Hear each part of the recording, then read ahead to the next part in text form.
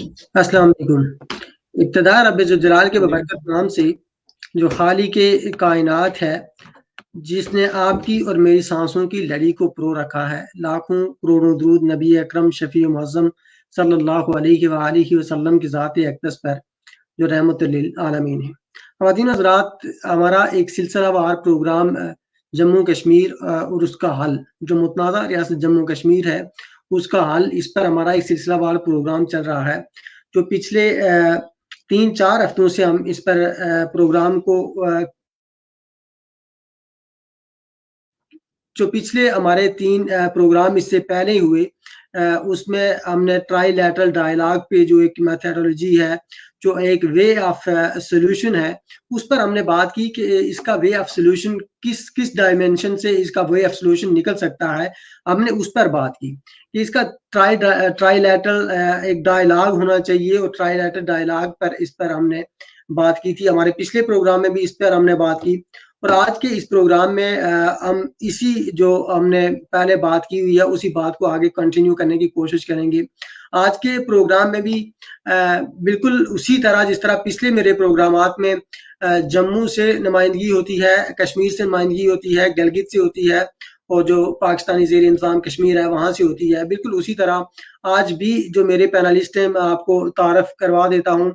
मेरे साथ इस वक़्त शरीफ बुखारी साहब मौजूद हैं, जो वादी में जो इस वक़्त कश्मीर में मौजूद हैं। अस्सलाम वालेकुम शरीफ बुखारी साहब। वालेकुम वालेकुम शाहिद अजीज साहब, वालेकुम सलाम।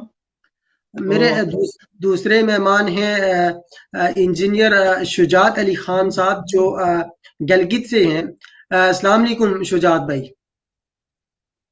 मेरे तीसरे मेहमान वो इस वक्त मुझे अभी उन्होंने मुझे ज्वाइन नहीं किया, जावेद अनायत साहब ने मुझे ज्वाइन करना है। जावेद अनायत साहब मेरे तीसरे मेहमान हैं। मैं जावेद अनायत साहब को अपने प्रोग्राम में खुशामदीद कहता हूँ। अस्सलाम वालेकुम जावेद भाई। वालेकुम सलाम, बहुत शुक्रिया, थैंक यू एवरीबॉडी, बहुत शुक्रिया। मेरे चौथे मेहमान गुरदेव सिंह होंगे जम्मू से।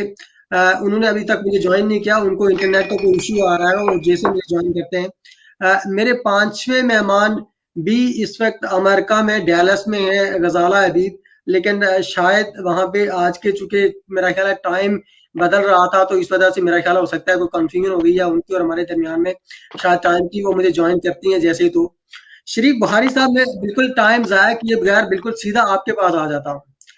आपके पास आपसे शुरू करूँगा, चूँकि आप जो इंडियन ज़ेर इंतज़ाम कश्मीर है उसमें बैठे हुए हैं आप। हम पिछले 2-3 प्रोग्रामों से इस इश्यू पे बात कर रहे हैं कि जो डिस्प्यूट है रियासत जम्मू कश्मीर का, इस डिस्प्यूट को हल करने के लिए कौन-सा तरीका इस्तेमाल किया जाना चाहिए, कौन-सा वे इस्तेमाल करना चाहिए, जो इस्तेमाल करके हम इसके जो हल है उसके करीब जा सकते हैं या इसके हल की तरफ बढ़ सकते हैं। वो कौन सा हल, उस पे हमने बात करनी थी। तो इस बार आगाज़ आपसे करूँगा, क्या कहते हैं आप? औज़ु बिल्लाहि मिनश शैतानिर रजीम, बिस्मिल्लाहिर रहमानिर रहीम। मोहतरम शाहिद अजीज साहब और मेरे तमाम पैनलिस्ट हज़रात जो इस वक्त मौजूद है आपकी स्टूडियो में, और मेरे प्यारे नाजरीन, अस्सलामु अलैकुम व रहमतुल्लाहि व बरकातुहू। शाहिद अजीज साहब, सबसे पहले मैं आपका शुक्रिया अदा करना चाहता हूँ कि आप हमारे दिलों की आवाज़ बनकर और हमारी आवाज़ दुनिया तक पहुंचा रहे हो, इसके लिए मैं आपका तहे दिल से शुक्रगुजार हूँ। वेलकम। तो चूंकि आपका जो ये है टॉपिक है Jammu Kashmir dispute and possible solution, तो सबसे पहले इसका ये है कि डिस्प्यूट पे हम जाएंगे कि डिस्प्यूट क्या है, ये डिस्प्यूट कब बना और किसने बनाया, ये जानना शायद मेरे लिए जरूरी होगा, या मेरे लिए ये है कि मैं इस पे थोड़ी सी रोशनी डाल सकूं आपकी इजाजत के साथ। जी बोलें प्लीज। ये जो डिस्प्यूट है, देखिए जो ये हमारा बरसगी जिसको इंडियन सब कॉन्टिनेंट कहते हैं, जो इंडिया पाकिस्तान वगैरह जो थे, ये तो ब्रिटिश रूल के तहत थे, ये गुलाम थे। लेकिन हमारी जम्मू एंड कश्मीर स्टेट जो थी, ये एक आजाद रियासत थी, इसमें कोई दो राय नहीं है, ये हिस्ट्री का सबको पता है इसमें। तो इसका जो ये जो इसको पार्टीशन की गई हिंदुस्तान और पाकिस्तान का, तो सभी लोग कहते हैं कि ये मजहबी बुनियाद पे किया गया। तो मैं नहीं समझता कि ये जो पार्टीशन है मजहबी बुनियाद पे हुआ था। मेरा ख्याल जो है, मेरा तजिया जो मेरा थोड़ी सी बड़ी अकल है, इसके हिसाब से मैं ये सोच रहा हूँ कि ये जो पार्टीशन हुई थी, ये जो बंटवारा हुआ था हिंदुस्तान पाकिस्तान का, वो सियासी मफाद के लिए, और उसके पीछे सबसे बड़ा ये था कि ब्रिटिश जो थे, ब्रिटिश वो अपनी जो डिवाइड एंड रूल की पॉलिसी थी, उसके साथ, उसी के तहत उन्होंने अपने अपने जो अजाइम थे उनको पूरा करके हमें डिवाइड करके चले गए, जिसके नतीजे में लाखों लोग मर गए। उसके आपको सबों को पता होगा कितने लोग तब से 73 साल से मर रहे हैं और मर भी रहे हैं। तो ये डिस्प्यूट फिर हमारे इधर कश्मीर में कैसे आ गया, वो भी अब एक हिस्ट्री है, उसके पीछे भी एक हिस्ट्री है कि ये कैसी थी, महाराजा की स्टेट थी, महाराजा ने इसको कंसोलिडेट किया था, फिर कैसे 1947 में क्या हुआ। तो महाराजा ने फिर वो एक कंपल्शन के तहत एक इंस्ट्रूमेंट एक्सेशन साइन किया। तो उसके बाद क्या हुआ कि 1948 में इंडिया ने इसको यूएनओ में ले गया। वहां से क्या हुआ, वो सभी यहाँ जावेद इनायत साहब बैठे हैं, ये इसके सामने तो ये माशाल्लाह चिराग दिखाना है सूरज को, लेकिन फिर भी, तो फिर ये जो यूनाइटेड नेशंस जो कमीशन बैठा इंडिया पाकिस्तान के, उसके तहत फिर एक हुआ कि प्लेबिसाइड होना चाहिए, वो होना चाहिए। तो ये उसके हिसाब से फिर एक मसला था कि हो गया इसको, लेकिन इसमें एग्रेशन हुई उधर से भी इधर से भी, और नतीजा ये हुआ कि हम जो इकट्ठे यूनाइटेड जम्मू एंड कश्मीर था, महाराजे की स्टेट थी, उसको डिवाइड कर दिया गया और एक सीज फार लाइन को कायम किया गया, जिससे हम दोनों को दो स्टेटों में इस हम एक एंटिटी इसको डिवाइड किया गया, और आस्ता आस्ता इसको इस स्टेट को डिवीजन और डिवीजन इनटू डिवीजन करते करते यहाँ तक कि हम आज के इस वक्त तक आप पहुंचे कि इस स्टेट के इस वक्त 4 या 5 हिस्से हो चुके हैं, और अब भी कुछ लोग इसका और डिवीजन करना चाहते हैं। तो इससे अब इसका ये हो गया, डिस्प्यूट कैसे हो गया। अब इसका आप कहते हैं कि इसका पॉसिबल जो सोल्यूशन है वो क्या होना चाहिए। जब पॉसिबल सोल्यूशन की बात करते हैं तो इस वक्त हमारे जो बयानिए हैं, या जब हम जिसको हम कहते हैं नैरेटिव अपना अपना, वो जो हमारी स्टेट का आर पार के जो लोग हैं उनके दरमियान कोई मतलब एक जैसी सोच राय नहीं है, मुख्तलिफ शरीफ बुखारी साहब, जो पॉसिबल सॉल्यूशंस हैं उस पे तो हम डिस्कस करेंगे, लेकिन जो मेथोडोलॉजी है, जो वे ऑफ सॉल्यूशन की तरफ हम बनना चाहते हैं, वो क्या होना चाहिए, कौन सा तरीका कार इस्तेमाल होना चाहिए। जिस तरह मैथमेटिक्स में हम किसी भी चीज को सॉल्व करने के लिए एक फार्मूला इस्तेमाल करते हैं कि ये फार्मूला है, इसकी मदद से हम इसको सॉल्व करते हैं, वो क्या होना चाहिए हमारे पास, फार्मूला क्या होना चाहिए। इसी सोल्यूशन को जो मैं बयान करना चाहता हूँ, आपके सामने रखना चाहूँ, इसके लिए ये जो मैं कह रहा हूँ, ये चीज आपको मेरी मदद तरफ से आपको सुनना होगा, और इसका मतलब फिर जाके इसका आपको जवाब भी मिल जाएगा। वो ये है कि यहाँ की जो राय है वो बटी हुई है। देखो ना, सोल्यूशन की जब बात करते हैं तो फिर हमने इसको थोड़ा सा बैकग्राउंड भी देखना है कि सोल्यूशन कैसे निकल सकता है।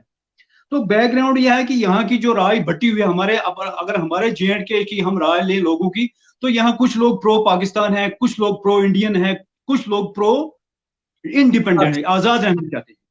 तो एक और यह राय भी है मेन स्ट्रीम लोगों की जो है, वो राय भी है, वो तो ये है कि उनकी मतलब जैसे हमारी नेशनल कॉन्फ्रेंस है वो ऑटोनॉमी चाहते हैं, PDP वाले अपना सेल्फ रूल देना चाहते हैं, और कुछ हमारे जम्मू की जो बेस्ट जो है हमारे पॉलिटिकल पार्टीज, वो इसको एक और डिवीजन करके जम्मू स्टेट को अलग करना चाहते हैं। तो इसका ये है पॉसिबल, अब जो है हम कहते हैं कि सोल्यूशन क्या होना चाहिए। सोल्यूशन इसका है, अगर आप शॉर्ट में सुनना चाहेंगे तो सोल्यूशन इसका है कि बस unification of Jammu and Kashmir state as federal state under Indo Pak condominium.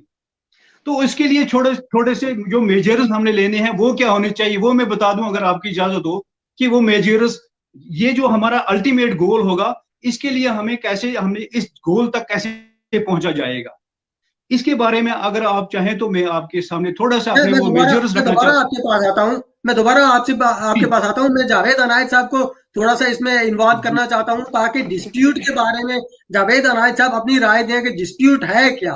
Javed Anayat साहब, जी अगर आप मुझे सुन रहे हैं, डिस्प्यूट है क्या? जिस तरह श्री बुहारी साहब ने एक्सप्लेन किया कि डिस्प्यूट ये है, आप क्या कहते हैं, डिस्प्यूट है क्या? बहुत शुक्रिया जी, बाकी पैनलिस्ट का भी बहुत शुक्रिया। देखें जी, ये जो डिस्प्यूट है ये बेसिकली रियासत जम्मू कश्मीर का कौमी सवाल है, और दूसरा जो रियासत जम्मू कश्मीर के अंदर रहने वाले जो डिफरेंट रीजन हैं उसके अंदर जो कौमें और कौमियत रहती हैं उनकी आज़ादी और उनके जो आपस में रहने का जो तरीका है उसका सवाल है। और तीसरा जो है वो हिंदुस्तान और पाकिस्तान के दरमियान ये जो डिस्प्यूट है इस वक्त तक जो इसको इन्होंने बायलैटरल डिस्प्यूट बनाया हुआ है, ये उनके दरमियान एक तो इशू है, और दूसरा हमारे दरमियान और इंडो पाक के दरमियान जो इशू है ये इसकी जो है वो मल्टी डायमेंशनल, अगर आप देखेंगे तो इसकी जो बुनियाद बनती है वो दरअसल जिस तरह शरीफ बहारी साहब ने भी कहा है कि ये 47 से ही इसको एक डिजाइन के तहत ये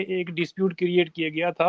और इस डिस्प्यूट को हल करने के लिए जिस तरह हम ये समझते हैं कि इसमें 3 फरीक हैं, जम्मू कश्मीर के लोग हैं और हिंदुस्तान और पाकिस्तान की जो स्टेट्स हैं वो हैं, लेकिन इसके पीछे जो है हमें ये नहीं भूलना चाहिए कि इसके पीछे जो डिजाइन था उस वक्त वो यहाँ खास करके ये जो हमारे नादर्न एरियाज हैं, गिलगित बल्तिस्तान के एरियाज हैं, उसमें जो बड़ी ताकतों की आपस में टसल थी, जो उनके दरमियान कश्मकश थी, ये असल में उनका क्रिएट किया हुआ है। और यहाँ जो हमारी जो हिंदुस्तान की जो डिवीजन हुई थी, जो बंटवारा हुआ था, ये असल में उसी सिलसिले की एक कड़ी थी। और जिस मकसद के लिए हिंदुस्तान का बंटवारा किया गया था उसके बिहाइंड जो है ये जो रियासत जम्मू कश्मीर का जो डिस्प्यूट क्रिएट किया गया था, ये उन ताकतों के भी यहाँ जो है वो मकासद थे। और उसमें ब्रिटिश एम्पायर और जो उस वक्त पहले ज़ार रूस के दरमियान बड़ी टसल रही और बहुत लंबे अरसे तक उनके बीच में कशमकश रही, खास करके गिलगित बल्तिस्तान के एरिए के ऊपर।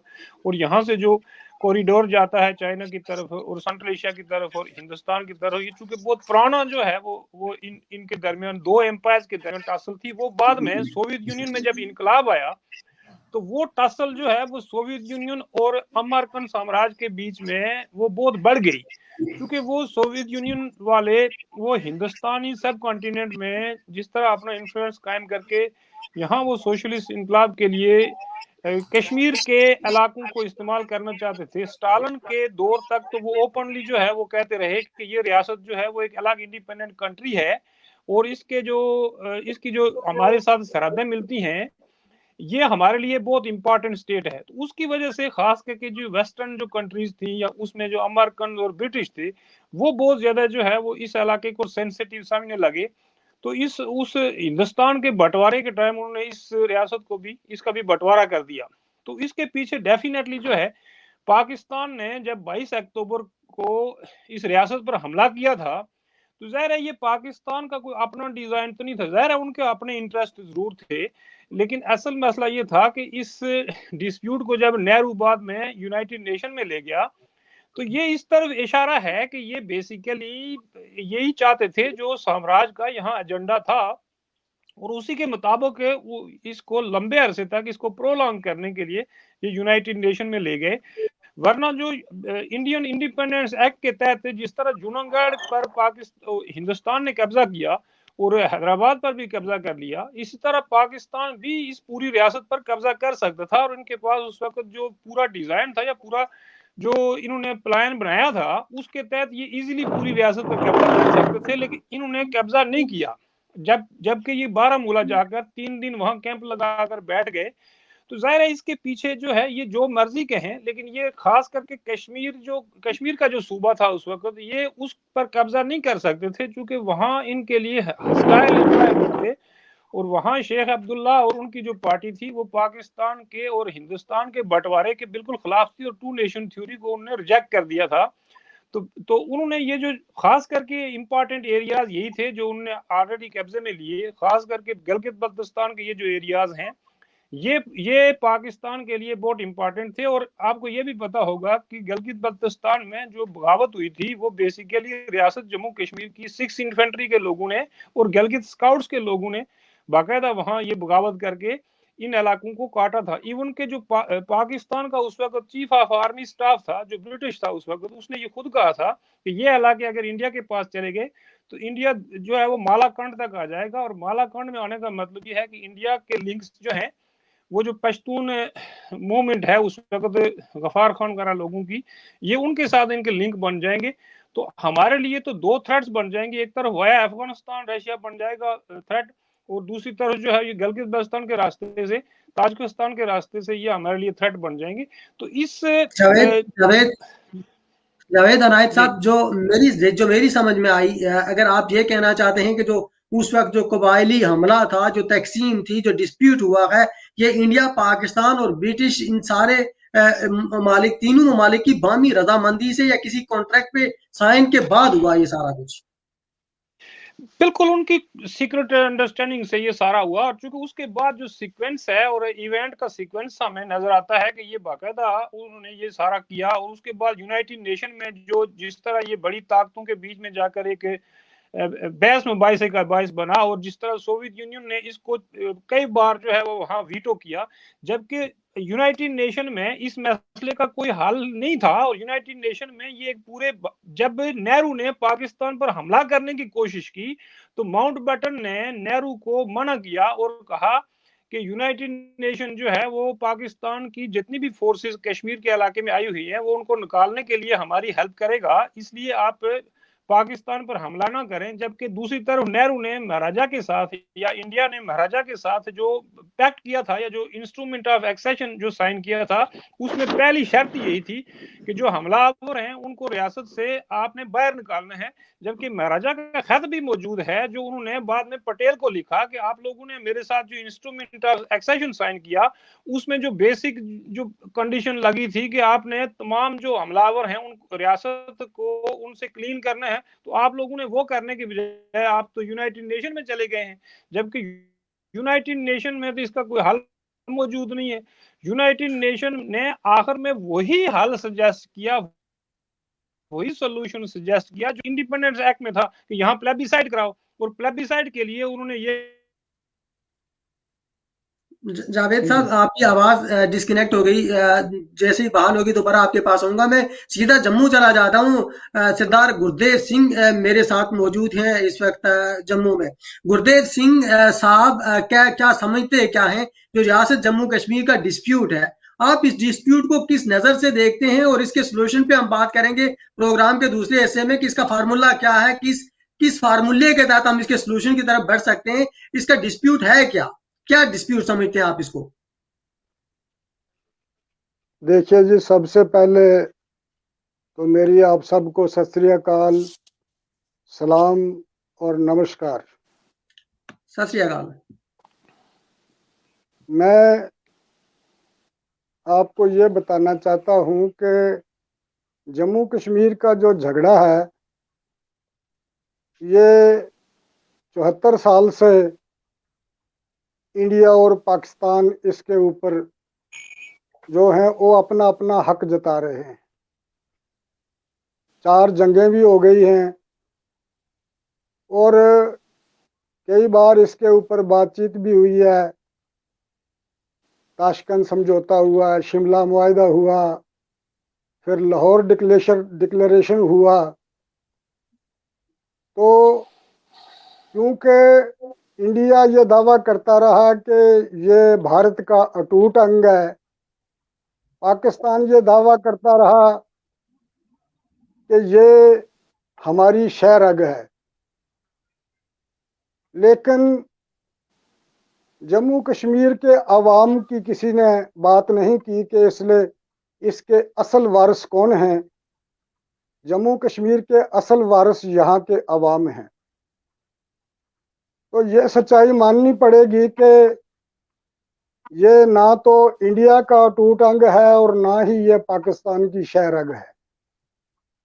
लेकिन क्योंकि अब दोनों का इसमें कब्जा है, एक तरफ LOC के इधर हिंदुस्तान की फौज है, दूसरी तरफ पाकिस्तान की फौज है, और उस तरफ भी और इस तरफ भी जम्मू कश्मीर के अवाम इसमें पिस रहे हैं।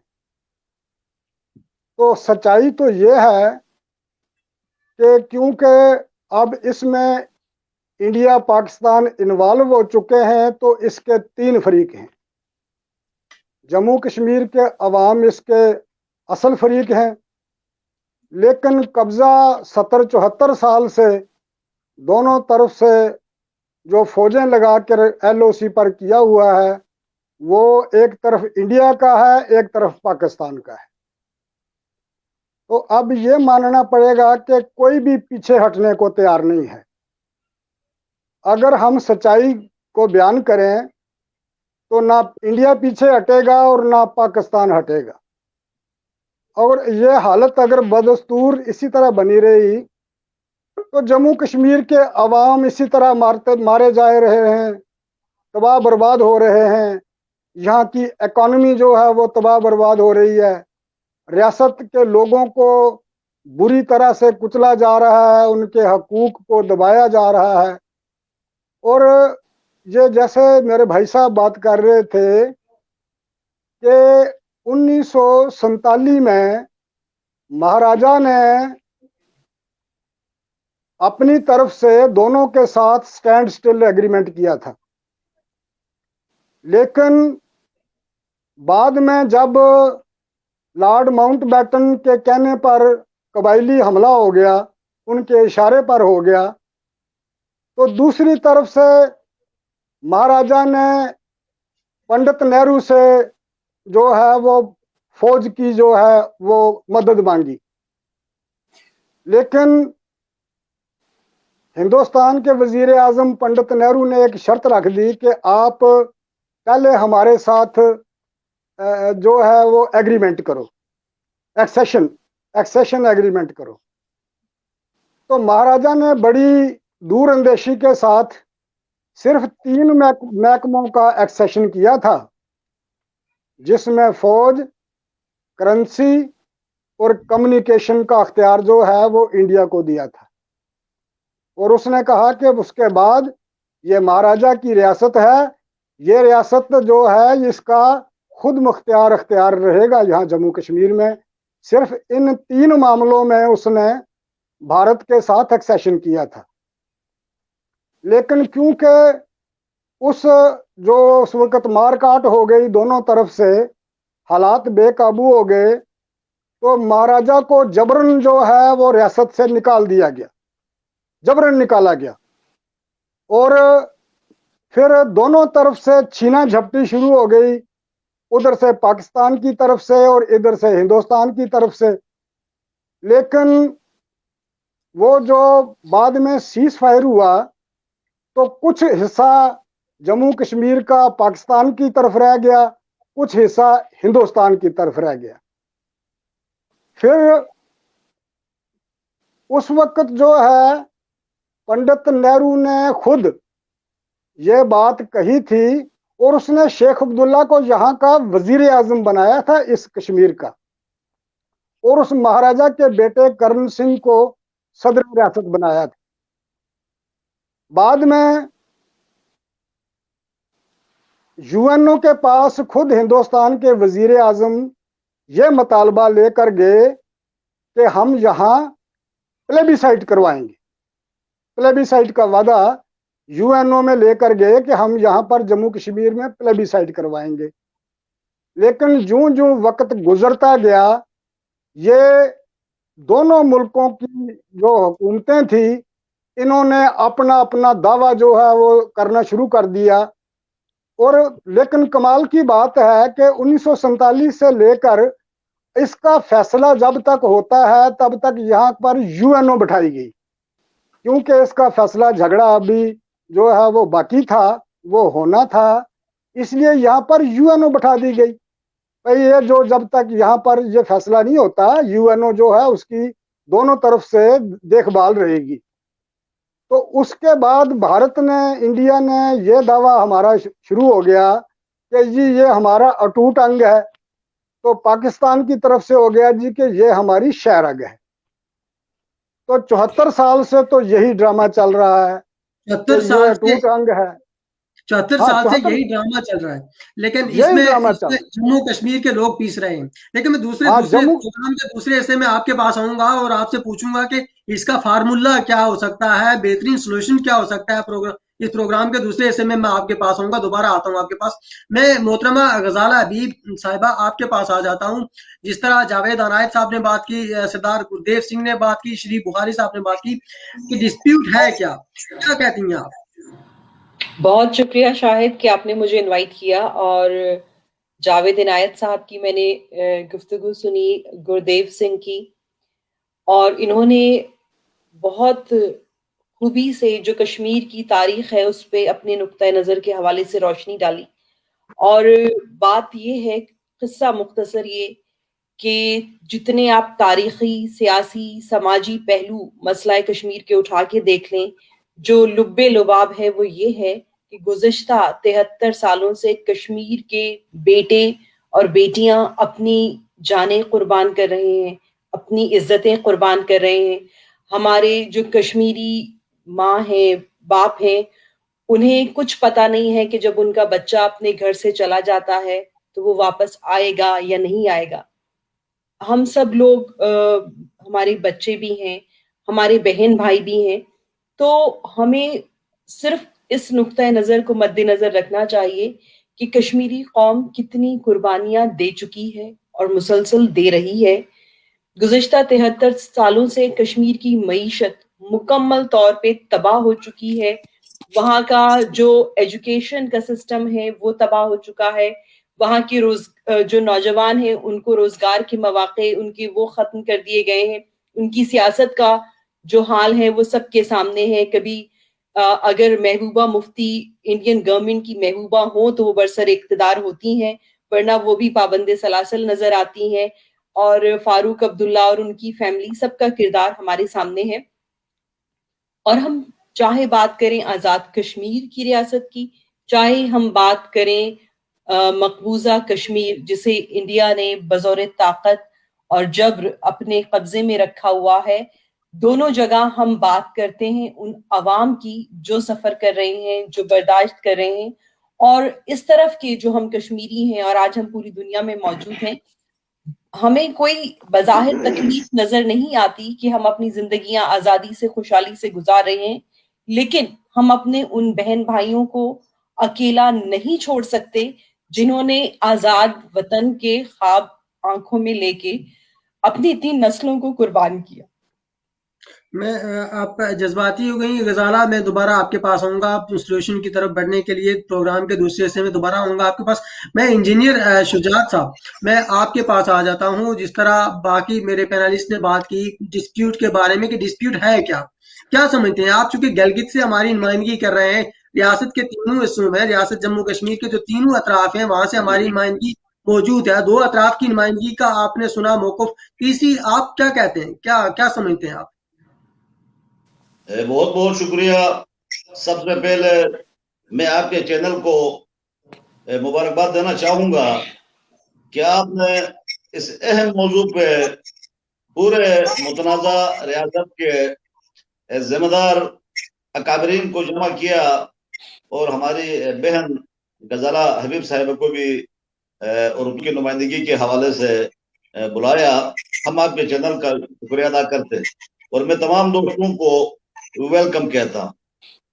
रही हमारे सीनियर अहबाब यहाँ तशरीफ फरमा है, मैं तारीखी जुरूकों में जाना मुनासिब नहीं समझता हूँ क्योंकि टाइम की भी किल्लत है और हमारे दोस्त अहबाब भी ज्यादा हैं। मैं मुख्तसर बात करूंगा। जब बरसगीर तकसीम हुआ उसके बाद हिंदुस्तान पाकिस्तान का बारे में जो सिटिल एग्रीमेंट कहते हैं, जिन लोगों को, जिन रियासतों को अख्तियार दिया गया, उसके बाद हिंदुस्तान पाकिस्तान बने। 14 अगस्त से एक दिन पहले भी कोई यहाँ झगड़ा फसाद नहीं था, 15 अगस्त को भी फसाद नहीं था। जिस दिन 14 अगस्त रात 12:01 पे इसका ऐलान हुआ, उसके बाद दुनिया की सबसे बड़ी माइग्रेशन इस बरसगीर में हुई और बरसगीर तकसीम हुआ। तो उसके बाद जैसा कि जावेद इनायत साहब ने बताया, बहुत सारे रियासत जो है अपने हिसाब से अपने रायदही की, कोई हिंदुस्तान में गए, कोई पाकिस्तान में आए। इसके बाद कश्मीर का जो महाराजा ने इलाहा नहीं किया, वो गोमगो की कैफियत में था। उस वक्त कश्मीर के अंदर जो है दो पॉलिटिकल पार्टियां थी, एक मुस्लिम कॉन्फ्रेंस, एक नेशनल कॉन्फ्रेंस। तो इसके मैं तफसीलात में भी जाना मुनासिब नहीं समझता हूँ। मुस्लिम कॉन्फ्रेंस का झुकाव जो है पाकिस्तान की तरफ था, नेशनल कॉन्फ्रेंस शेख अब्दुल्ला साहब वगैरह की जो है इंडिया की तरफ था। तो इसके बाद फिर लॉर्ड माउंटबेटन ने जो फार्मूला किया, और इसका ब्रिटिश अंपायर ने अभी तक जो तकसीम किया है, अभी तक जो हमारे साथ जो मुश्किलात है, इसका जिम्मेदार तो मैं ब्रिटिश अंपायर को ठहराता हूँ। ब्रिटिश अंपायर ने यहाँ जो लॉर्ड माउंटबेटन थे उसको ये फार्मूला दिया गया कि माल तुम्हारी, जमीन हमारी कहकर कबायलियों को वहां भेजा गया। उसके बाद बड़ा फसाद का सिलसिला रहा। फिर अक्टूबर का महीना हमारे लिए बारी रहा। फिर उसके बाद गिलगित बाल्टिस्तान के अंदर मेजर ब्राउन के जरिए वहां भी एक इनकलाब आया। तो अभी इसका ये तो हमारी माजी है। हम मजीद इसमें बात करेंगे। तुम्हारे ख्याल में हमारे मुर्शिद दोस्त यहाँ तशरीफ फरमा है। हमारा हिसाब से जो है, जब असल में पॉइंट की तरफ आता हूँ, जब महाराजा ने 28 अक्टूबर को ऐलान किया कि हमारा इलाहाक हिंदुस्तान के साथ हुआ, फिर उस वक्त जब देखा तो दिल्ली की अंदर भी एक कम्युनिस्ट पार्टी थी। फिर उनका लिंक जो है रूस से, इसी बजरे शहर कराकुरम गिलगित बाल्टिस्तान से, वहां से हुआ। तो उसके बाद उन्होंने वहां भी ये बगावत कराई, गिलगित बाल्टिस्तान के अंदर भी। तो इसके बाद जो है हम लोग इसी तरह अपने अपने उस पे रहे, मामलात में रहे। तो पूरा बरसगीर जो है वो बंटवारा हुआ। जम्मू कश्मीर के लोगों को तकसीम कर दिया गया, उनको 3 हिस्सों में तकसीम कर दिया गया। ये तो तकसीम हुए। हमारा जो है गिलगित बाल्टिस्तान के अंदर, गिलगित बाल्टिस्तान, चूंकि मेरा ताल्लुक गिलगित बाल्टिस्तान से है, तो मैं गिलगित बाल्टिस्तान की नुमाइंदगी करना मुनासिब समझता हूँ कि लद्दाख हमारे आधी आबादी जो है, हमारा कल्चर, हमारी जबान, हमारी सकाफत, पल्टी स्पीकिंग जितने भी है करगिल और लद्दाख में, वो वहां तकसीम हुए। इस तरफ जो अस्तोर का हमारा इलाका है, वहां से जो ग्रोइस हो गया, दराज हो गया, यहाँ भी हमारी शिनासी स्पीकिंग है, वो लोग भी तकसीम हो गए। चलो नेक्स्ट से उसमें वो लोग भी तकसीम हो गए। लेकिन प्रोग्राम के दूसरे हिस्से में हम इस तरफ बढ़ते हैं कि इसका डिस्प्यूट तो हो गया, जिस तरह जावेद इनायत साहब ने बहुत ही बेहतरीन तरीके से एक्सप्लेन किया, श्री बुहारी साहब ने एक्सप्लेन किया, गुरदेव सिंह ने किया। लेकिन इसकी तरफ हम बढ़ते हैं कि इसका सोल्यूशन क्या हो सकता है। डिस्प्यूट तो हो गया, लेकिन इसका सोल्यूशन भी तो कोई होगा, निकालना है सोल्यूशन हमने। श्री बुहारी साहब, आपसे शुरू करता हूँ कि फार्मूला क्या हो सकता है, कौन सा फार्मूला लेके हम आगे बढ़ सकते हैं, जिस फार्मूले पे काम करके हम सोल्यूशन के नजदीक आ जाए, पर एक मिनिमम एजेंडे पे हम लोगों को जमा कर सके, वहां से हम एक नया स्टार्ट लेके कोई न कोई काम कर सके। क्या हो सकता है, वो कौन सा सोल्यूशन हो सकता है, कौन सा फार्मूला हो सकता है? जी शुक्रिया शाहिद साहब और बाकी तमाम पैनलिस्ट की बातें मैंने सुनी, बहुत अच्छा। तो अब इसका यह है कि डिस्प्यूट तो थोड़ा सा डिफाइन हो गया कि बेसिक इसका जो रूट काज है कि ब्रिटिश ने ही किया था, उसी का हाथ था इसमें। तो अब इसका सोल्यूशन जो है, सोल्यूशन के बारे में मैंने जैसे पहले कह दिया कि यहाँ जो सोल्यूशन है वो तो है, लेकिन उसकी तरफ बढ़ा कैसे जाए, तो वो उसके पर थोड़ा सा मैं बात करना चाहता हूँ। सोल्यूशन जैसे मैंने बता दिया था कि इसको यूनिफिकेशन होना चाहिए, यूनिफाई होनी चाहिए। हमारी जो स्टेट थी, जो प्रायर टू अगस्त 1947 की जो स्टेट थी, उसको यूनिफाई किया जाना चाहिए। उसके लिए क्या क्या शॉर्ट टर्म और लॉन्ग टर्म कुछ मेजर्स है, वो मैं आपके सामने रखना चाहता हूँ। और फिर इसके बाद मतलब वो तो है, इसके बाद हमारा जो है एक स्टैंड है, एक इसके ऊपर हम भी जो हमारा जो nature Mankind friendly global party का जो बाबू सिंह जी है, उनका भी एक रोड मैप है, वो भी मैं डिटेल के साथ आपके सामने रखना चाहता हूं। लेकिन पहले हम ये आपको बता देना चाहता हूं कि पॉसिबल जो है सोल्यूशन वो क्या होना चाहिए। पॉसिबल सोल्यूशन जो इस वक्त मेरी नजर से है वो कि जो शॉर्ट टर्म मेजर है इसमें, उसमें से ये है कि जैसे हम वेलकम करते हैं इंडिया पाकिस्तान का, जो उन्होंने 24 फरवरी को एक ऐलानिया, हाँ, सीज फायर किया है। लेकिन ये सीज फायर जो है ये एक्सटर्नल है, बाउंड्रीज पर है, ये सीज फायर हम चाहते हैं कि ये विद इन स्टेट या आर पार भी हो, ये इंटरनली भी ये सीज फायर हो। ये नंबर जी एक इसका शॉर्ट टर्म मेजर है। दूसरा ये है कि जो जो पॉलिटिकल जो डिटेनीज हैं, जो जिनको पॉलिटिकल जो लीडर हमारे हैं या कोई ऐसे हैं एक्टिविस्ट हैं, उनको बंद किया गया है, उनको रिलीज किया जाना चाहिए। जी तो तीसरा ये है कि प्रमोशन ऑफ ट्रेड और ये जो कल्चरल टाइज है आपस में, इनको भी बहाल किया जाना चाहिए। जी तो और इस सबसे बड़ा है कि ये जो ड्रैकोनियन जो लॉज यहाँ इंप्लीमेंट करके मामूली सी बात पे भी अंदर कर दिया जाता है, आर हो या पार हो, उधर भी ऐसा हो रहा है, इधर भी ऐसा हो रहा है, इन लॉज को जो है इनको रिवोक किया जाना चाहिए, ऐसे ही नहीं होना चाहिए। तो जी जमहूरी आजादी होनी चाहिए कि आप हम अपनी अपनी राय रख सकें कि हमारी राय क्या है, हम क्या चाहते हैं। तो ये इसके लिए हमें जो हमारा जो जितने भी नैरेटिव्स हैं हमारे, फर्ज करो मैंने पहले कहा प्रो पाकिस्तानी, उनको भी सुनना चाहिए, प्रो इंडियन उनको भी सुनना चाहिए, आजादी का कोई नैरेटिव लेकर आता है उसको भी सुनना चाहिए, मेन स्ट्रीम का भी सुनना चाहिए। तो ये हमारे ऑल जो नैरेटिव्स हैं इनको भी सुनने के मौका मिलना चाहिए, कि ताकि कोई ये ना कहे कि मेरी बात सुनी नहीं गई।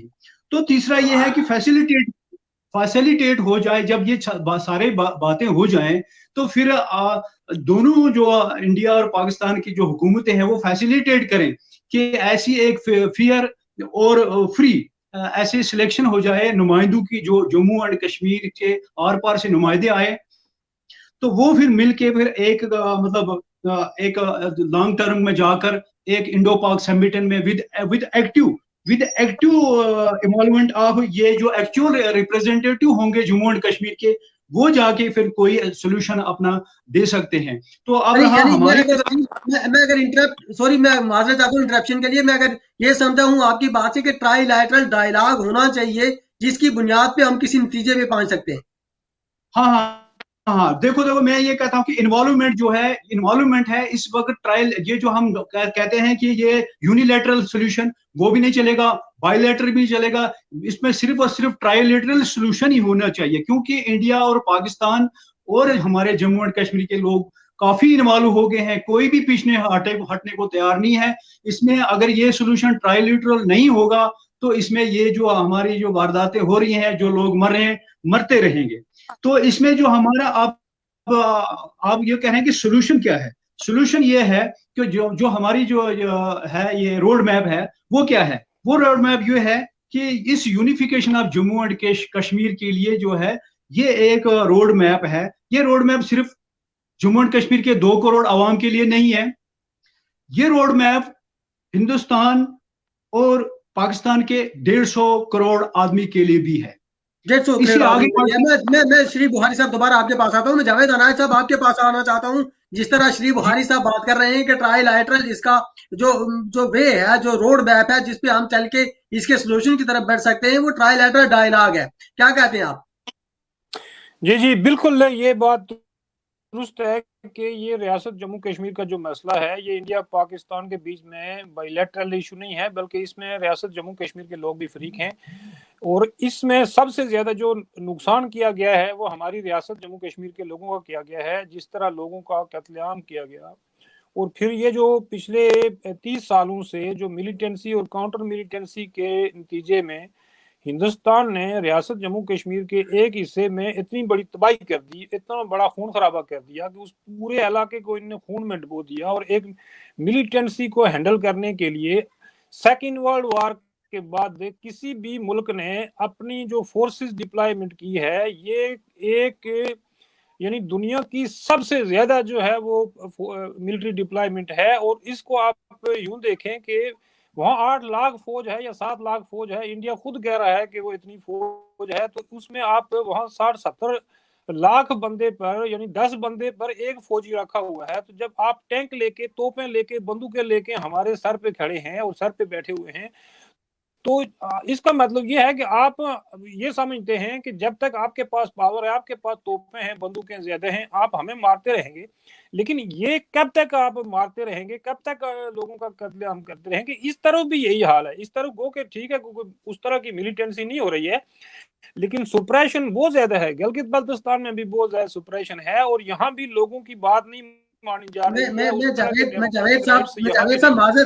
माजरत के साथ आपको इंटरप्ट इसलिए कर रहा हूँ कि मेरा एक दोस्त है हमारे, उन्होंने क्वेश्चन भी लिखा हुआ है कि वो कह रहे हैं कि जहाँ पे इंडिया ने 370 को रिवोक किया, उसी तरह पाकिस्तान ने स्टेट सब्जेक्ट को यहाँ पे खत्म किया, तो इसमें डिफरेंस क्या है? आप प्लीज अपने बात में इस पे भी बात कर लें। देखिए, पहली चीज तो यह है कि हम इन टर्म्स ऑफ राइट्स, मेरे ख्याल में अब तो मोदी ने तो बिल्कुल ही जो है वो अंत कर दिया है, और उसने तो बहुत ही सख्त गिर किस्म का एक, यानी आप यूं समझें कि ये पिछले 70 सालों में 75 सालों में जो बदतरीन किस्म का सुप्रेशन है और बदतरीन किस्म का जो रियासती तशद्दुद है वो मोदी ने वहां इम्पोज कर दिया है।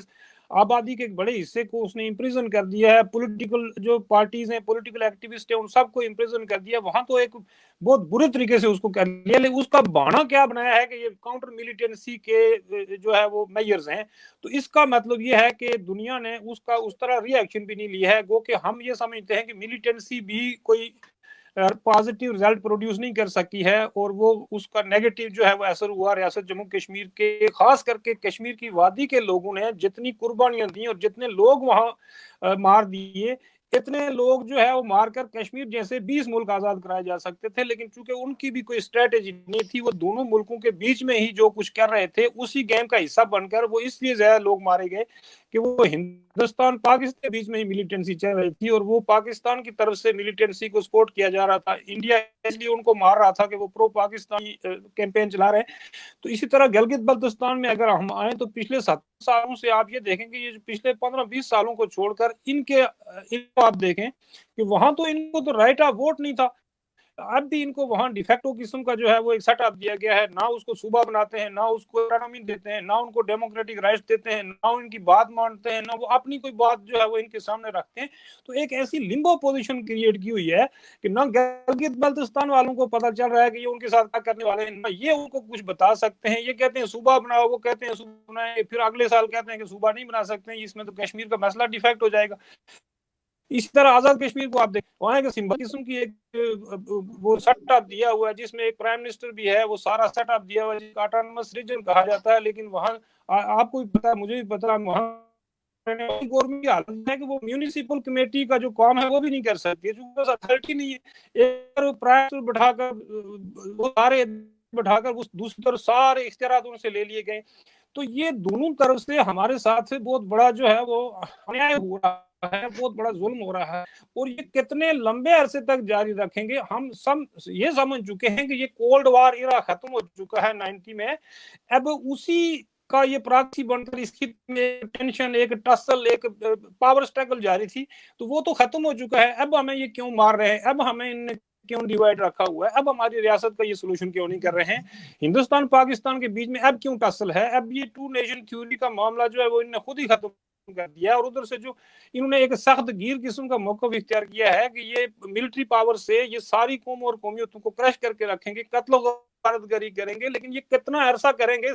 75 साल मार धाड़ के लिए भी और किसी पीसफुल सोल्यूशन के लिए भी ये बहुत ही लंबा अरसा होता है, और इन्होंने ये सारा अरसा हमारा जाया करा दिया और अपना भी कुछ नहीं किया। उससे अगर इनको कोई फायदा होता, हमारी मौत से, हमें मौत बांटने से हिंदुस्तान को कोई फायदा होता, पाकिस्तान होता, तो हम भी चल हम इनके लिए मर रहे हैं, चलो कोई फायदा हो रहा है, लेकिन इन्होंने लाइन ऑफ कंट्रोल पर हमारी नस्ल कुशी कर दी, लेकिन इसके बावजूद फायदा इनको भी कुछ नहीं हो रहा। इनके भी फौजी मर रहे हैं, इनके भी लोग मर रहे हैं, इनकी भी इकोनॉमी बर्बाद हो गई।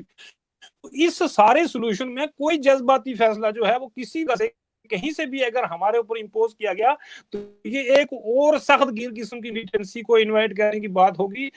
इसमें गिलगित बल्तिस्तान के लोग भी हैं। अभी तक इंडिया पाकिस्तान को इस गलतफहमी का शिकार किया गया है कि वो कश्मीर के एक छोटे में, वहां चूंकि मिलिटेंसी के लिए एक मौजू एरिया नहीं था, वहां मिलिटेंसी की गई, उसको उन्होंने बहुत बुरे तरीके से क्रैश कर दिया, उस पूरे एरिया को खून में किया। लेकिन इन ये गलतफहमी है, ये इतनी बड़ी वैसी पहाड़ी इलाकों पर मुश्तमिल स्टेट को अगर पूरी रियासत में मिलिटेंसी शुरू हो गए, दोनों कभी भी उस ब्लड शेड को नहीं रोक पाएंगे। हम तो इनसे ये रिक्वेस्ट करते हैं कि ये नौजवानों को आने वाले वक्त में ये इसका अगर पीसफुल सोल्यूशन नहीं निकालते हैं और ये रियासत जम्मू कश्मीर के लोगों को तीसरा फ्रीक मानकर ये अगर वो आगे पीस की तरफ हैं, तो ये एक बहुत बड़े ब्लड शेड को दावत देने वाले हैं। इनको ये गलतफहमी है कि जितनी फ्रस्ट्रेशन आज रियासत कश्मीर के हर खित्ते में पैदा कर चुके हैं, ये इसका शायद इससे पहले कोई इस पूरे खित्ते में नामो निशान नहीं था, क्योंकि प्रो इंडियन और प्रो जो लोग थे। जावेद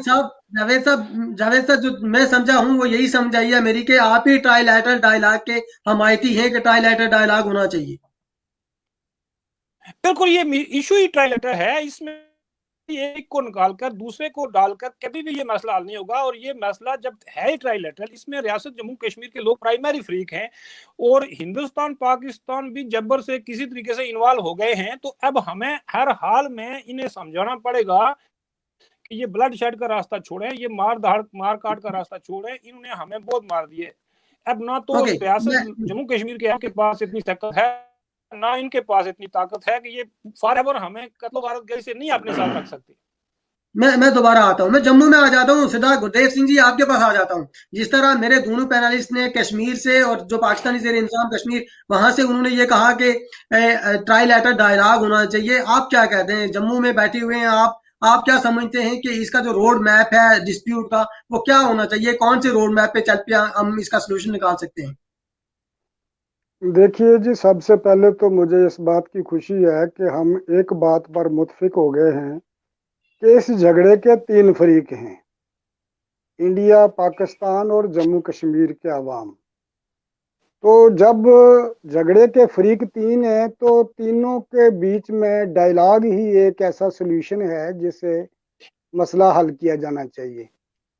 लेकिन सवाल ये पैदा होता है कि 74 साल से ये मिलिट्री के ज़रिए से इसका हल निकालना चाहते हैं, तो वो तो मिलिट्री कोई सोल्यूशन नहीं है। सोल्यूशन तो डायलॉग है, वो टेबल पर आके बात करनी पड़ेगी। तो इसके लिए जो है पहले इनको कॉन्फिडेंस बिल्डिंग मेजर्स जो हैं वो अपनाने चाहिए। और सबसे पहले तो मैं ये कहूँगा कि ईमानदारी और फराख दिली जो है वो अपनानी पड़ेगी दोनों मुल्कों की सरकारों को, क्योंकि जब घर का भी झगड़ा हल करना हो ना, तो फिर एक इंसाफ की मैयार पे आके फराख दिली से और ईमानदारी से उसका फैसला किया जाए तो वो फैसला हो सकता है। तो ये तो एक रियासत का मसला है। तो अगर रियासत, ये दोनों मुल्कों की जो सरकारें हैं, ये ईमानदारी के साथ जो कॉन्फिडेंस बिल्डिंग मेजर हैं वो अपनाएं, जैसे इन्होंने सीज फायर किया है। मगर ये सीज फायर अधूरा है, सिर्फ बॉर्डर पर सीज फायर करने से बात नहीं बनेगी।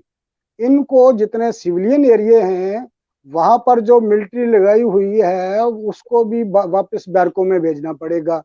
और इसी तरह जो मुजाहिदीन वहां पर लड़ रहे हैं उनके साथ भी सीज फायर करना पड़ेगा, ताकि कॉर्डियल एटमॉस्फेयर जो जब बन जाए तो फिर जो है अगला स्टेप ये होगा कि फिर दोनों तरफ के जो नुमाइंदा लोग हैं, जो ट्राइलैटरल सोल्यूशन के हामी हैं या बातचीत करने के हामी हैं, उनको फैसिलिटेट करना चाहिए ताकि वो आपस में बातचीत करके ये किसी नतीजे पर पहुंचे कि भाई मारे तो हम लोग जा रहे हैं, तो हमारी जिंदगी जो है वो जहन्नम बनी हुई है। तो लिहाजा हम दोनों मुल्कों की सरकारों को ये आपस में बातचीत करके ये समझाएं कि भाई हम आप भी हमारे साथ बैठ जाओ, हिंदुस्तान की सरकार भी बैठ जाए, पाकिस्तान की सरकार भी बैठ जाए, और तीनों फ्रीक बैठकर एक कॉर्डियल एटमॉस्फेयर जो है वो बनाएं और सबकी सुने। देखिए, कुछ लोग कहते हैं कि ये जो मिलिटेंट्स हैं या मुजाहिदीन हैं, इनके साथ बात करने का क्या फ़ायदा है, जैसे सरकारें कह रही हैं। लेकिन मैं आपको बात बताऊं कि अफगानिस्तान में अमेरिका जो है वो तालिबान के साथ बातचीत कर रहा है ना। तो अगर तालिबान के साथ अफगानिस्तान में बातचीत की जा सकती है तो इनसे बातचीत क्यों नहीं की जाती है? बल्कि बातचीत में सबको मौका देना चाहिए। वो जो लड़ाई लड़ रहे हैं उनको भी मौका दिया जाना चाहिए, जो सियासी लीडर हैं उनको भी मौका दिया जाना चाहिए, और जो सिविल सोसाइटीज हैं उनको भी पूरा मौका दिया जाना चाहिए, ताकि एक ऐसा कॉर्डियल माहौल बने जिसमें सब लोग ये सोचें कि ये जो चीज जो है 74 साल से जबरदस्ती तरीके से नहीं हो सकी, उसको अब ईमानदारी से और एक दलाइल के साथ, जब हम दलाइल पेश करेंगे ना, तो दलाइल से तो दुनिया जीती जा सकती है। तो क्यों नहीं मसला हल हो सकता? अब जिसकी दलाइल में अगर दम होगा वो दूसरे को कायल करेगा। तो जो इसकी सच्चाई है, जो इसकी बुनियाद है, उसको हम समझें और हिंदुस्तान पाकिस्तान की हुकूमतें भी समझें और एक ऐसा हल निकाल में जाएं, हमें निकालना चाहिए जिसमें ना हिंदुस्तान को लगे कि मेरा कोई लेटडाउन हो गया है, ना पाकिस्तान को लगे कि मेरे साथ कोई लेटडाउन हो गया है। ठीक है ना? ये सबका इज्जत वकार जो है वो उनको लगे कि हम सबका इज्जत जो है वो बरकरार है, किसी को लेट डाउन नहीं किया गया है। और इस समझौते में जो है किसी को ये नहीं लगना चाहिए कि मेरे साथ कोई बेइंसाफी हुई है। ठीक है? और लोगों को आजादी से यहाँ पर जम्मू कश्मीर में अपनी एक जो है असेंबली बनाने की, अपनी सरकार चलाने की जो तरीकाकार है वो मुहैया करवाना चाहिए।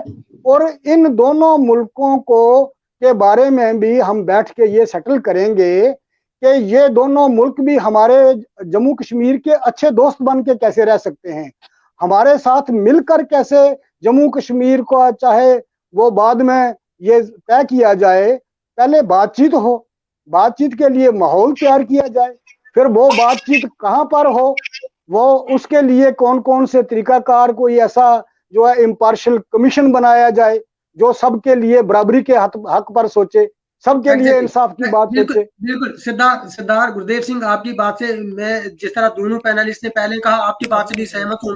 मैं गुजारा भी मोहतरमा आपके पास आ जाता हूँ। जिस तरह रोड मैप दिया जावेद अनायत साहब ने, श्री बुखारी साहब ने, गुरदेव सिंह ने, क्या कहती हैं आप? आपके पास कौन सा रोड मैप है? क्या कहती है, ट्राइलेटरल डायलॉग ही होना चाहिए या कोई और ऑप्शन है आपके पास? अव्वल तो ये मैं बात क्लियर करना चाहती हूँ कि कश्मीरी मसला है कश्मीर के तीसरा फरीक नहीं बल्कि बुनियादी फरीक है। तो सबसे पहले कश्मीरियों को ये हक है कि वो अपने हवाले से बात करें, सोचें और फैसला करें। और कश्मीरी कौम एक इंतहाई ज़हीन, बहादुर और जुर्रतमंद कौम है। उसने साबित किया है कि जो आज़ाद खत्ता है वो कश्मीरी कौम ने अपनी हिम्मत और जुर्रत के बलबूते पे आज़ाद किया है। तो हमें किसी बैसाखी की जरूरत नहीं है, किसी सहारे की जरूरत नहीं है कि लोग हमारे बारे में फैसला करें और तय करें। और मसला कश्मीर का जो भी हल हो वो कश्मीरी जो है उनको बुनियादी तौर पे उनकी ख्वाहिशात को, उनकी उमंगों को मद्देनजर रख के किया जाए। और जावेद साहब ने सही कहा कि पाकिस्तानी जो हुकूमत है उसने मुतअद्दिद मौक़े ज़ाया किए, बल्कि मेरी किताब सुलगते चनार है उसमें एक चैप्टर है कि हुकूमत पाकिस्तान ने 3 मौक़े पर उस सुनहरी मौके को खोया कि जब हम पूरे कश्मीर पर कब्जा कर सकते थे, लेकिन हमने नहीं किया। हमने इस ऑप्शन को पहली प्रायोरिटी नहीं दी, मसला कश्मीर को तरजीह नहीं दी और हम पूरा कश्मीर हासिल नहीं कर सके। और अब हम जो कश्मीरी है वो किसी शिमला मुआहदे को नहीं मानते। हम इंडिया और पाकिस्तान के माबैन होने वाले कश्मीर के हवाले से किसी ऐसे मुआहदे को नहीं मानते जिसमें कश्मीरी शामिल नहीं है, क्योंकि कश्मीरी 2 मुल्कों का सरहदी तनाजा नहीं है बल्कि 1.25 करोड़ जीते जागते इंसानों की जिंदगी और मौत का मसला है। कश्मीर की जो जमीन है, खत्ता कश्मीर जिसमें गिलगित बल्तिस्तान भी है, जिसमें जो ऑक्युपाइड एरिया इंडिया का है वो भी है। हम लोग कोई माले मुफ्त नहीं है कि उसकी बंदर बांट की जाए कि आधा इधर दे दें, आधा इधर दे दें और कुछ उधर दे दें और जो बच जाए तो वो कश्मीरी भी रख सकते हैं। लेकिन मैं एक बात हमेशा से कहती हूँ और गुरदेव सिंह जी यहाँ मौजूद हैं, मैंने सिख फॉर जस्टिस के साथ बहुत क्लोजली काम किया है। आपकी जो मूवमेंट चल रही है रेफरेंडम 2020 की, वो जो अब कोविड की वजह से थोड़ा सा बैकफुट्स पे चली गई थी, तो हम कश्मीरियों को भी ऐसा एक सोल्यूशन लेके आना चाहिए। और हक़ खुदरादियत, हम जितने कश्मीरी हैं उनकी मोहतरमा, इस सारे सोल्यूशन की तरफ बढ़ने के लिए हमें एक रोड मैप की जरूरत है। वो रोड मैप यही होना चाहिए कि ट्राइलेटरल डायलॉग हो इंडिया, पाकिस्तान और रियासत जम्मू कश्मीर के लोगों के दरमियान में ट्राइलेटरल डायलॉग हो, यही एक रोड मैप हो सकता है। बात ये है शाहिद कि हमें बहुत हकीकत पसंद होना चाहिए। ठीक है, हमें पहले अपने गिरेबानों में झांकना चाहिए कि क्या आजाद रियासत कश्मीर की जो हम अभी बात कर रहे हैं कि प्राइम मिनिस्टर भी है, प्रेसिडेंट भी है, वुज़रा भी हैं, क्या वो इतने मजबूत हैं कि वो पाकिस्तान की हुकूमत को बातचीत पे मजबूर कर सकें, इंडिया की हुकूमत को बातचीत पे मजबूर कर सकें? नहीं। हम ऐसा नहीं कर सकते। हम तो पाकिस्तान के वफाकी वजीर से अपनी बात नहीं मनवा सकते। हमारे तो वजीर आजम जाके सियासी जो लीडर हैं उनके कदमों में बैठे हुए होते हैं। तो हमारा तो ये हाल है। लेकिन इसका इसके जो लिए मेन किसी अवामी ताकत है जी, हमें एक बुनियादी चीज पे फोकस करना है कि हम ना भारत को मजबूर कर सकते हैं, क्योंकि भारत ने तो यूनाइटेड नेशंस की फैक्ट फाइंडिंग मिशन को नहीं आने दिया कश्मीर के अंदर। उसने इतनी इजाजत नहीं दी। उसने तो जितने प्रेशर थे पूरी दुनिया के, उसने उसको दरखोरे अतना नहीं समझा और बिल्कुल उनको इग्नोर कर दिया। तो हमने अगर कोई ठोस कदम उठाना है, हमने अगर कोई ठोस बात करनी है, तो सबसे पहले हमें जो अपने बुनियादी इख्तलाफात हैं उन्हें साइड पे रखने पड़ेंगे। मेरे जो बहन भाई हैं जो कश्मीर को खुद मुख्तार देखना चाहते हैं, मुझ समेत मेरे जो बहन भाई हैं जो कश्मीर को पाकिस्तान के साथ देखना चाहते हैं, और कुछ ऐसे ही शायद दूसरे कश्मीर में जो कहते हैं कि हिंदू पंडित हैं कि जो कश्मीर को इंडिया के साथ देखना चाहते हैं, हम सबको अपनी जाती पसंद नापसंद और ख्वाहिशात को एक तरफ पे रख के सिर्फ एक नुक्ते के लिए काम करना होगा। जो नुक्ता हमें यूं तो अल्लाह ताला ने हम सबको आजादी से जीने का हक अता किया है, तमाम इंसानों को बिला तखसीस, लेकिन यूनाइटेड नेशंस के इंसानी हकूक के चार्टर में ये क्लॉ मौजूद है और खुद यूनाइटेड नेशंस ने कश्मीरियों से ये प्रॉमिस किया है कि हमें हमारा हक खुद इरादियत दिया जाए। तो हम किसी को भी मुज़ाकरात के टेबल पे न लाने के काबिल हैं, न मजबूर कर सकते। हम कश्मीरी सिर्फ एक काम कर सकते हैं कि हम यूनाइटेड नेशंस को इस बात पे मजबूर करें कि जो हमारा हक खुद इरादियत है उसको प्रैक्टिकल शक्ल दी जाए, जो गुज़श्ता 72 सालों से अक़वाम मुत्तहिदा के सर्द खानों में मौजूद है उन करारदादों पे इम्प्लीमेंट किया जाए। और मैं दोबारा सिख फॉर जस्टिस को कोट करूंगी कि उसके लिए उन्होंने बड़े ठोस कदम उठाए। उन्होंने पूरी दुनिया के जो अटर्नीज थे, जो लॉयर्स थे, उनको हायर किया। उन्होंने ऐसी मिसालें लेके आए हैं वो जब लेके जाएंगे अपना कोर्ट यूनाइटेड नेशंस में, कि कितने 3-4 अभी स्टेट दुनिया के नक्शे पे मौजूद हैं जिन्होंने रेफरेंडम के जरिए आजादी हासिल की है। तो हम कश्मीरियों को रेफरेंडम के लिए लड़ना होगा, अपने हक की खुद इरादियत के लिए लड़ना होगा, और वो सिर्फ मुमकिन है अक़वाम मुत्तहिदा की करारदादों के जरिए और अक़वाम मुत्तहिदा के ऐवानों में। ये हक शुजात अली खान साहब, जस्ट एक मिनट में आप मुझे ये बताएं कि ट्राइलैटरल डायलॉग ही ओनली सॉल्यूशन है, ओनली रोड मैप हमारे पास, क्या कहते हैं आप? तो ये बहुत बड़ी ज्यादती है कि आपने हमारे दोस्तों को जो है 10-10 मिनट टाइम दिया, मुझे 1 मिनट में कहो, तो फिर गिलगित वाला जो है कश्मीर वालों से कैसे बात करेंगे?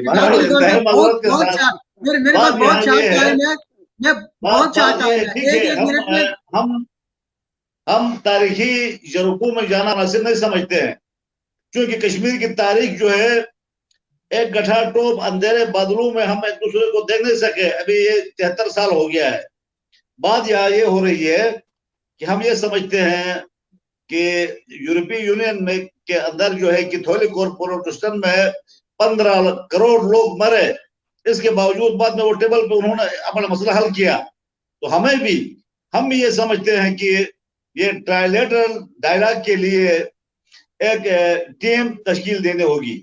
इससे पहले कोई 6 महीने पहले बाबू सिंह साहब की क़यादत में, मैं ये बात बताना भूल गया था, बाबू सिंह साहब की क़यादत में हमने एक प्रोग्राम शुरू किया था कि ट्राइलेटरल डायलॉग के हवाले से। उसमें बहुत सारे दोस्तों से गुफ्तगू जारी थी, फिर बीच में कोरोना हो गया, कोरोना की वजह से भी फ्लाइटें वगैरह भी बंद हो गई। तो इसका बुनियादी हल ही ये है कि ट्राइलेटरल डायलॉग के लिए पूरे इलाकों की क़यादत को बराबरी की बुनियाद पर जो है उनको एक टेबल पे लेना होगा। ना मतलब एक आजाद कश्मीर के लोग जो है ज्यादा हो, या जम्मू के ज्यादा हो, या श्रीनगर के ज्यादा हो, लद्दाख करगिल को और गिलगित बल्तिस्तान को आज तक जो है नजरअंदाज किया। हम ये समझते हैं वहां बहुत ही ज्यादा महरूमियां पाई जा रही है। तो इसके लिए बुनियादी सोल्यूशन ये है कि इस डायलॉग के लिए हमारा यहाँ सिस्टम भी है। हम ब्रिटिश अंपायर के पास दोबारा जा सकते हैं, क्योंकि ये आपका पैदा करदा मसला है। ट्राइलेटरल डायलॉग होना चाहिए और इक्वलिटी की बुनियाद पे होना चाहिए। शुजात अली खान साहब, आप ये कहना चाहते हैं? नहीं, शुजात शुजात दोबारा आता हूँ, दोबारा 30 सेकंड्स के लिए दोबारा आपके पास देनी आऊंगा। होगी। मैं 30 सेकंड्स के लिए आपके पास दोबारा आऊंगा। श्री बुहारी साहब, आपसे शुरू करता हूँ। 30 सेकंड आप सारे लोगों को आखिर पे देता हूँ मैं। जिस तरह गजाला ने बात की कि हम जम्मू कश्मीर के लोगों को कौन सी ऐसी ताकत है जो हमारे अंदर मौजूद होगी, जो हमें पाकिस्तान इंडिया को टेबल के मेज पे ला के देगी। 30 सेकंड का आप सारे पैनलिस्ट को मेरा टाइम है। 30 सेकंड में ये बताएं कि हम कैसे ये कर सकते हैं। जी, मैं इंजीनियर शुजात अली खान साहब को सेकंड करूंगा कि ये कोई ज़मीनी मसला नहीं है, ये इंसानी मसला है। और ये ज़ाती मुफादात जो है ये सारी छोड़कर तो हमें एक रोड मैप जो हमने पिछली दफ़ा एक दिया था उस पर डिस्कशन हो जाए। कोविड की वजह से वो थोड़ा सा पीछे हो गया। उसमें यही है कि वो हमारे जो कश्मीर के लिए ही नहीं है, वो पूरे मतलब India, Pakistan, south Asia, even हम कह सकते हैं कि वो ग्लोबल लेवल पे भी वो है, वो उसका वो रोड मैप जो है उसमें यह है कि देखो ना, नेचर मैनकाइंड जो है हमने फ्रेंडली वो रोड मैप है। नेचर भी है और उसमें मैनकाइंड भी है। नेचर इसकी वजह से है कि जैसे आप देख रहे हो दुनिया के जो थ्रेट है, जो अब देखो ये ग्लोबल वार्मिंग का और क्लाइमेट चेंज का थ्रेट है, ओजोन डिप्लीशन है, फिर एनवायरनमेंट के प्रॉब्लम्स हैं, डिह्यूमनाइजेशन जो हो रहा है, इसके वर्किंग क्लास के लिए जो श्री बुहारी साहब, आपका पॉइंट आ गया। शुजात अली खान, 30 सेकंड है आपके पास। क्या कहते हैं कि हम इंडिया, पाकिस्तान और इन जो दो बड़ी ताकतें, इनको कैसे मेज पे ला सकते हैं हम डायलॉग करने के लिए? हेलो जी बोले। बस टैलेंटेड डायलॉग के लिए सोल्यूशन ये है कि पहले पीपल टू पीपल कॉन्टेक्ट हो, और जो हमारे बॉर्डर बंद है उन बॉर्डरों को खोला जाए। लद्दाख कारगिल रोड को खोला जाए, गिलगित बल्तिस्तान और अशोक को मिलाने वाली पुरानी कश्मीर रोड खोला जाए, आजाद कश्मीर और गिलगित बल्तिस्तान के जो कदीमी रास्ते हैं उन रास्तों को खोला जाए। उस टैलेंटेड डायलॉग के लिए पहले जो हमारे मुंतकिम मुताज़ रियासत के जो इकाइयां हैं उनको आपस में मिलने का मौका फराहम किया जाए, ताकि ये अपने लिए कोई कॉन्फ्रेंस करे, फिर एक दूसरे से मिले, फिर हम अपने कोई टीम तश्कील दे। इसके लिए सबसे पहले अभी आप सारे रीजन से लोग मौजूद हैं। ये देखिए छोटी सी कॉन्फ्रेंस हो रही है, बड़ी कॉन्फ्रेंस भी हम इंशाल्लाह दुबई में, लंदन में कहीं बड़ी कॉन्फ्रेंस भी होगी। मोहतरमा गजाला हबीब साहिबा, क्या कहती हैं? आखिरी 30 सेकंड है आपके पास के ट्राइलेटरल डायलॉग के लिए इंडिया पाकिस्तान को कैसे हम मेज पे लाएंगे? मैं अगेन अपनी बात को रिपीट करूंगी कि मेरा नहीं ख्याल कि मौजूदा हालात के तनाजुर में हम कश्मीरी किसी को भी किसी बात पे मजबूर कर सकते हैं। हम जो कर सकते हैं, हम सिर्फ अपनी आवाज पूरी कुव्वत और ताकत से यूनाइटेड नेशन तक पहुंचा सकते हैं, और यूनाइटेड नेशंस इन ताकतों को मजबूर कर सकती है कि वो मुज़ाकरात की मेज पे आए। और 74 इयर्स हो गए, यूनाइटेड नेशन ने भी कुछ नहीं किया। हमने यूनाइटेड नेशंस को टारगेट नहीं किया। हम आज तक हम समझते रहे कि पाकिस्तान हमारा मुकदमा लड़ रहा है, और वहां के लोग समझते रहे कि इंडिया उनके हकूक का तहफ्फुज कर रहा है। हमने कभी अपनी बागदौड़ अपने हाथ में नहीं ली। आप मुझे बताएं कि दुनिया के किस फोरम पे कश्मीरी खुद अपना मुकदमा लड़ने जाते? हमेशा हमारे वकील जाते। मोहतरमा, मैं गुरदेव सिंह साहब आपके पास आ जाता हूँ। आखिरी 30 सेकंड में आप मुझे बताएं कि इंडिया पाकिस्तान को ट्राइलेटरल डायलॉग के लिए हमने कैसे मेज पे लाना है? देखिए जी, 74 साल से यूएनओ तो तमाशबीन बनी हुई है, वो तो इसमें कोई रोल अदा नहीं कर रही है और लाखों लोग मारे जा रहे हैं। तो ये ज्यादा तवक्को करना यूएनओ से, मैं समझता हूँ कि कोई बात नहीं है। वो बड़े मुल्कों की पुलिस बन गई है वो जो यूएनओ है। वो इतना जुल्म हो रहा है यहाँ पर, इतने लोग मारे जा रहे हैं, बैठी हुई है अगर, तो वो तमाशा क्यों देख रही है? तो हमें खुद कुछ करना पड़ेगा। हमें दोनों तरफ के अवाम को एक आवाज बुलंद करनी पड़ेगी, और वो आवाज जो है हमारी, ऐसी बात नहीं है, आज सोशल मीडिया का युग है, आज पूरी दुनिया में आवाज जाती है। और जब हम, हुर्रियत कॉन्फ्रेंस भी कई बार कह चुकी है कि ट्राइलेटरल डायलॉग होना चाहिए, तो अगर ट्राइलेटरल डायलॉग जो है वो ही इसका एक वाइड सोल्यूशन है, उसके लिए हमें कॉर्डियल जो है एटमॉस्फेयर वो बनाना पड़ेगा, फैसिलिटेट करना पड़ेगा, और दोनों तरफों का जो है वो अमन बहाल करने के लिए, लोगों को आपस में मिलने के लिए, बातचीत करने के लिए जो है वो मौका फराहम करने करेगा। फिर वो सरकारों को जो है इसमें तैयार करें, मनाएं, और फिर जो है फाइनल बातचीत हो सकती है। जावेद अनायत साहब आपके पास आ जाता हूँ। आखिरी 30 सेकंड से आपके पास लेकिन तारिफ अब्बास एडवोकेट साहब, आपका आपका जो पॉइंट है मेरे पास आया था, लेकिन मैंने पढ़ा इसलिए नहीं है कि मैं अगले प्रोग्राम में जो अगला मेरा सिलसिले का प्रोग्राम होगा उसको एज ए गेस्ट आपको लूंगा, तो आप अपना पॉइंट खुद दे दीजिएगा, इसलिए मैंने आपका पॉइंट जो पढ़ा नहीं है मैंने। जावेद अनायत साहब, आखिरी 30 सेकंड आपके पास है, आपसे ही इख्तिताम करना है, समझ आपने करना है, तो कैसे करेंगे आप? जी, पहली तो मेरे ख्याल में हमें जो रियासत जम्मू कश्मीर के लोग हैं उन्हें एक कंफ्यूजन से बाहर निकलना चाहिए कि रियासत जम्मू कश्मीर का जो डिस्प्यूट यूनाइटेड नेशन में है उसकी नेचर जो है वो ट्राइलेटरल नहीं है, वो बाइलेटरल है। वहाँ डिस्प्यूट इंडिया और पाकिस्तान के बीच में है। और दूसरी बात यह है कि वहाँ एक मेंबर कंट्री ने यानी इंडिया ने पाकिस्तान के खिलाफ कंप्लेन की हुई है कि इसने मेरे एक इलाके पर हमला किया, लूट मार की है, कत्ल किया, वहां से इसके लोगों को निकाला जाए। और वहां से सीज फायर शुरू हुआ है और उसका जो नेचर है बाद में यूनाइटेड नेशन ने उसकी जो बायलैटरल जो नेचर थी उसी के मुताबिक वो कमीशन बनाए और वहां हमारा राइट ऑफ सेल्फ डिटर्मिनेशन जो है वो बिल्कुल मौजूद नहीं है। उसमें हमने ये फैसला करना है कि हमने इंडिया में शामिल होना है या पाकिस्तान में।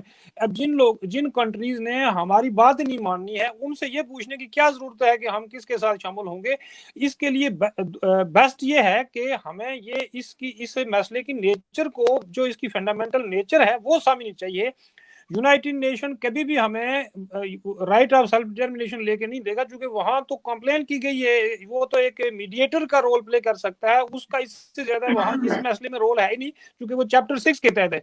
और दूसरी बात यह है कि रियासत जम्मू कश्मीर के लोगों का आपस में जो डायलॉग है वो बहुत इंपॉर्टेंट है। जिस तरह हम जम्मू के लोग जो हैं, आजाद कश्मीर और जम्मू के लोग एक ही लोग हैं, एक ही सूबे के लोग हैं, हमारा आपस में अभी तक कोई डायलॉग नहीं है, कोई अंडरस्टैंडिंग नहीं है कि वो क्या सोचते हैं, हम कैसे सोचते हैं। वादी के लोग हैं, गिलगित बल्तिस्तान और लद्दाख के लोग हैं, उनको आपस में मिलने दिया जाए, उनको बातचीत करने दीजिए, हमें जम्मू वालों के साथ बात करने दीजिए, क्योंकि हम उनके सूबे का हिस्सा हैं। इसी तरह मुजफ्फराबाद के लोग हैं, उनको वैली से मिलने दिया जाए, वो एक सूबे के लोग हैं। तो हम जहां जहां से डिवाइड वहीं से वापस जो है वो हम जुड़ना चाहते हैं, तो हमारा जो एक कल्चरल जो लिंक है वो भी बहाल किया जाए, ट्रेड लिंक बहाल किया जाए। और सबसे जो बड़ा काम है वो हिंदुस्तान पाकिस्तान को ये करना पड़ेगा कि रियासत जम्मू कश्मीर के तमाम पर मुश्तमिल एक कमीशन बनाया जाए जिसमें तमाम इलाकों से रिप्रेजेंटेशन हो, और वो जो रिप्रेजेंटेटिव हैं हमारे वो जाकर बाकायदा हिंदुस्तान पाकिस्तान के साथ एक लंबा डायलॉग और एक लंबी नेगोशिएशन में शरीक हों, और उसमें हर तहसील और हर इलाके से हर पॉलिटिकल पार्टी के हर